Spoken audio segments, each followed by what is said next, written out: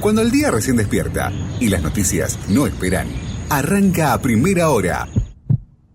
El pulso de la mañana en Mañana y Media. Mañana y Media. Información, análisis y la compañía que necesitas. Ya son las 10 de la mañana, 42 en la Argentina. Bueno, estamos en la semana de mayo y siempre, bueno, tuvimos una visión desde el colegio, desde Villiquen, Anteojito y demás también. Bueno, pero para que nos cuente la real, la verdadera de la historia real, la verdad de la milanesa, como se dice, vamos a hablar con Pablo Camogli, quien es historiador. Pablo, un gusto saludarte. Aquí te habla Néstor y Anair, ¿cómo te va? Buen día. ¿Cómo les va? Buenos días, un gran gusto saludarlos a ustedes y a toda la audiencia. ¿Cómo andan? Bien, muy bien, muy bien. Con frío, pero bueno, resguardados. Sí. Y es cierto que en aquella, vemos siempre en los archivos, ¿no? Que en la semana de mayo, que justo el 25, estaba feo el tiempo. Sí, bueno, así parece ser, que estaba medio fiero el tiempo, medio nublado, lluvioso, algo bastante común en Buenos Aires para esta fecha también. Y bueno, ahí se popularizó esa pintura del Cabildo con la gente en la plaza con paraguas, algo que bueno, eso no fue así, porque primero nadie va a hacer una revolución con un paraguas. Claro. Está preocupado por otras cosas en esos momentos por lo general y no le preocupa tanto mojarse o no. Y además no era un objeto popularizado en aquella época, sino que el paraguas era todavía un objeto de lujo, si se quiere, y no estaba generalizado su uso como en la actualidad. Así que ese detalle de color de los paraguas es lo único que no coincide con la historia en cuanto a las condiciones climáticas de aquel 25 de mayo histórico. Uh-huh. ¿Y Misiones cómo se encontraba? ¿O el territorio de Misiones en aquella época? ¿Qué pasaba acá? ¿Quiénes eran nuestros gobernantes? ¿Qué realmente sucedía en estos lares? Bueno, Misiones era la antigua gobernación de las Misiones, que venía de la época de los jesuitas y después con la expulsión de los jesuitas perdura. Incluso cuando se crea el virreinato del Río de la Plata, se establece este territorio y se lo denomina como el gobierno de las Misiones, que era una zona, se forman intendencias por un lado y por el otro lado algunas gobernaciones. Montevideo y Misiones van a ser una de ellas, que tienen la diferencia de las intendencias, que son administraciones que tienen una impronta de tipo militar por estar ubicadas en las regiones de frontera. Misiones era la frontera entre el espacio colonial español y el espacio colonial portugués, y por eso va a tener esta denominación de gobernación de las Misiones.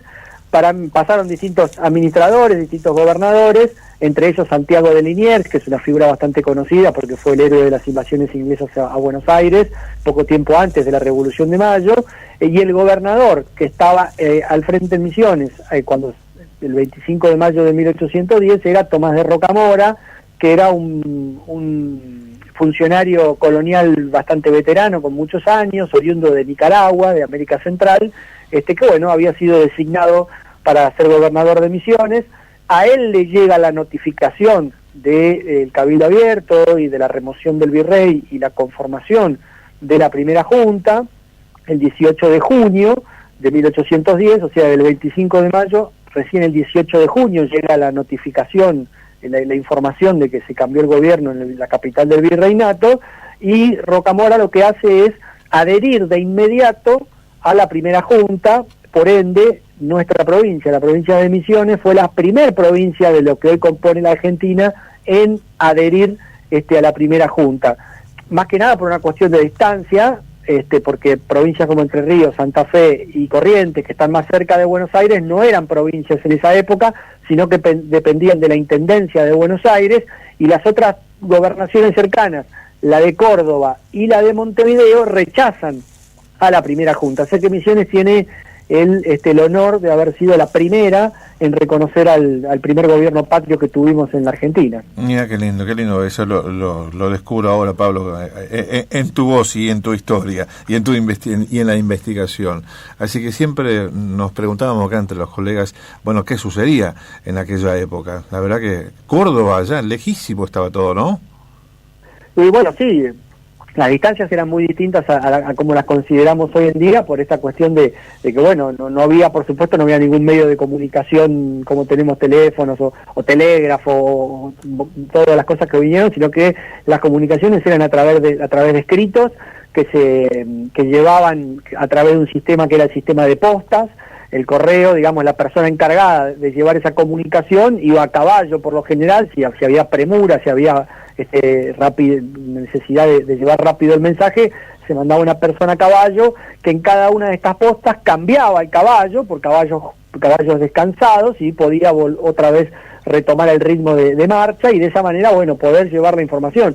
Casi un poquito menos de un mes tardó en llegar la información entre que se produjo el 25 de mayo de 1810 y que la noticia llegó a manos del gobernador, teniente gobernador de Misiones, que era Tomás de Rocamora, como para tener dimensión de lo que eran las dificultades de comunicación en aquella época. Y Córdoba, en ese sentido, que era una provincia que estaba un poquito más cerca que Buenos Aires y era más fácil llegar, porque las dificultades que tenemos en la Mesopotamia son todos los ríos y arroyos que hay que atravesar y vadear, en una época en la que no había puente, por supuesto no estaba Zárate Brazo Largo. Imagínense lo que era cruzar el Paraná en aquel momento. En cambio, para ir a Córdoba era un poco más directo, más fácil el camino. En Córdoba se produce una contrarrevolución, incluso un conato de contrarrevolución armada, que va a estar justamente, casualmente, liderada por Santiago de Liniers, el mismo que había sido teniente gobernador de Misiones en 1804, comienzos de ese siglo XIX, que después había sido el héroe de las invasiones inglesas en Buenos Aires, cuando los ingleses invaden Buenos Aires, que había sido virrey del Río de la Plata, y que después termina radicándose en Córdoba cuando termina su gestión como virrey, y va a ser el líder de esta contrarrevolución contra Buenos Aires desde la provincia de Córdoba. Finalmente va a ser derrotada esa contrarrevolución, Liniers va a ser capturado y va a ser fusilado por orden de la primera Junta de Gobierno como castigo ejemplar para que, bueno, nadie más intente rechazar la formación de la primera Junta. Uh-huh. Y entonces después de ahí ya prácticamente quedó conformada esa primera Junta. Entonces fue el primer agitador, como se dice, como decía, la contrarrevolución, el primero que se puso en contra. Sí, el primero que se puso en contra, junto con Montevideo, ¿sí? Montevideo, que incluso Montevideo va a perdurar en manos de los realistas hasta 1814, cuando la toma Carlos María de Alvear, y el otro foco va a ser Córdoba. Lo que pasa es que la ventaja que tenía Montevideo era, primero, que tenía una armada, la armada española en el Río de la Plata estaba en el puerto de Montevideo, y además la ciudad de Montevideo estaba amurallada en esa época, era muy difícil ingresar a la ciudad era fácil defenderla y difícil tomarla en términos militares. Se instaura un sitio de Montevideo que va a durar hasta 1814, pero recién cuando la escuadra fluvial de los realistas en el Río de la Plata es derrotada por Guillermo Brown, es que los patriotas pueden tomar la ciudad de Montevideo. Pero el principal foco que se armó, además de Montevideo, fue Córdoba, que, como te decía, fue rápidamente derrotado. Después el resto de las provincias, tanto la gobernación de Cuyo, que era Mendoza, San Luis y San Juan, como la de Salta del Tucumán, que era Salta, Tucumán, Santiago del Estero y Jujuy, adhieren a la primera Junta. Cuando es Córdoba vencida, finalmente, bueno, buena parte de lo que hoy es la Argentina, tanto del NOA, Cuyo, la región central y el NEA, terminan adhiriendo todas a la primera Junta de Gobierno, donde va a reflejarse o representarse una oposición, va a ser en la región del Alto Perú, lo que hoy es Bolivia, que es el escenario en donde se van a desarrollar las principales batallas y combates de la Guerra de la Independencia, en toda esa frontera entre Salta, Jujuy y el resto de lo que hoy en la actualidad pertenece al Estado Plurinacional de Bolivia. Otro foco de conflicto, acá muy importante para nosotros, porque es cercano, es el Paraguay, uh-huh, que rápidamente se desliga de Buenos Aires, entra en una posición casi independentista, y de hecho el Paraguay va a ser el primer país sudamericano en independizarse en 1811, separándose tanto de España como de Buenos Aires, que era la capital en aquel momento de todo el virreinato del Río de la Plata. Paraguay se separa y se declara como un estado autónomo e independiente. La última, Pablo, de todo, claro, siempre tardaban las noticias para llegar o para expandirse y demás también. O sea, de 1810 a 1816, la pregunta es, ¿por qué tan lejos se hizo la declaración de la independencia? ¿Por qué se hizo en Tucumán? ¿No? Bueno, ahí hay dos cuestiones. Primero, te respondo a la pregunta, que es que, digamos, cuando se hace la revolución de 1810 no había todavía una idea de independencia como una necesidad política para transformar la sociedad. Lo que está ocurriendo con la revolución es, el rey de España está preso, fue capturado por Napoleón Bonaparte. No hay un poder español en España. La respuesta política que se da es la formación de juntas de gobierno en todas las ciudades españolas y también en las ciudades americanas, entre ellas la Junta de Buenos Aires, que asumen el gobierno, asumen el ejercicio de la soberanía a nombre del rey Fernando VII.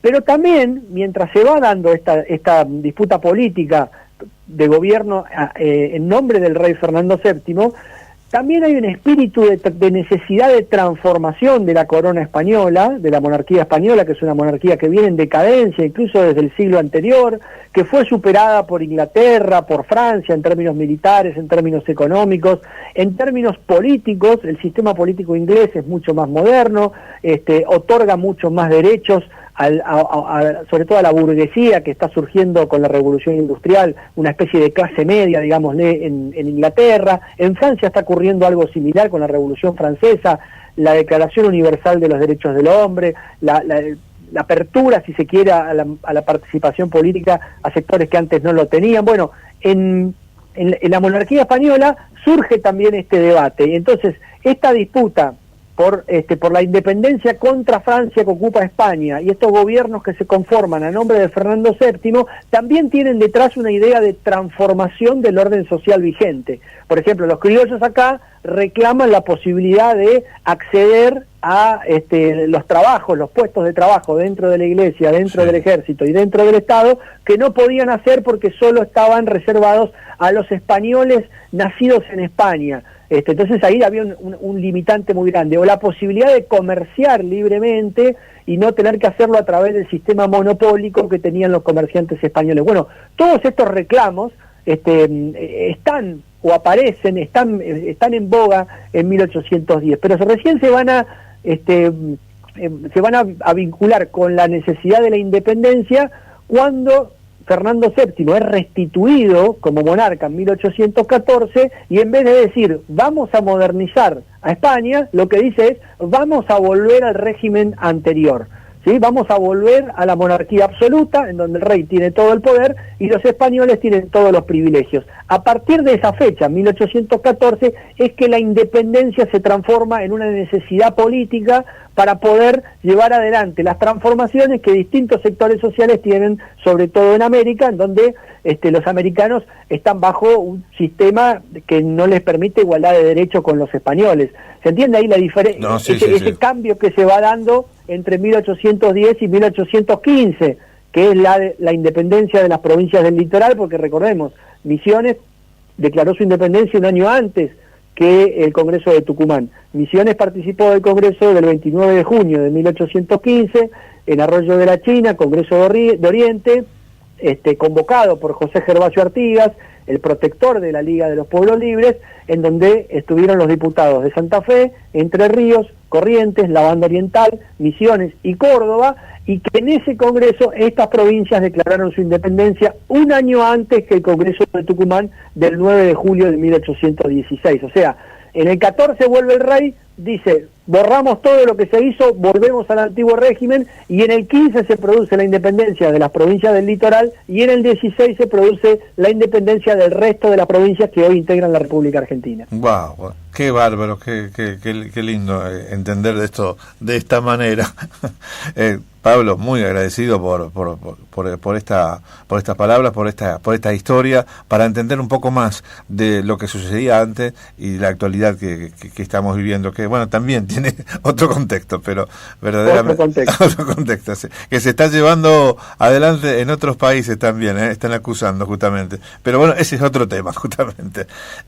Muchísimas gracias, Pablo, te mando un abrazo grande y bueno, feliz Día de la Patria para el 25 de mayo, Bueno, igualmente para todos y bueno, agradecido, y cuando gusten charlar de historia, cuenten conmigo que bueno, a mí me gusta, así que con todo gusto. No, y a nosotros también escucharte y saber verdaderamente cómo se dieron las cosas. Te mando un abrazo, gracias. Igualmente, hasta luego, buen día. Hasta luego. 10 de la mañana, 57, bueno, una clase de historia espectacular, nos dio Pablo Camogli, historiador, hablando de la Semana de Mayo, y hasta le llevé, hasta que nos cuente un poco la historia de por qué fue en Tucumán la independencia de la Argentina.